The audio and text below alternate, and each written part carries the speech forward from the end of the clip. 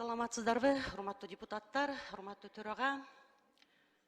Мен Жунушалиева Гүлсүнкан Шенгазиевна, Жогорку кеңештин депутатынын ыйгарым укуктарын аткарууга киришип жатып, Кыргыз Республикага берилгенди билдирип, Кыргыз Республикасынын конституциясын жана мыйзамдарын сактоого өз милдетимди бүткүл элимдин кызыкчылыгында аткарууга, Кыргыз мамлекетинин эгемендигин, аймактык бүтүндүгүн жана көз карандысыздыгын коргоого ант беремин.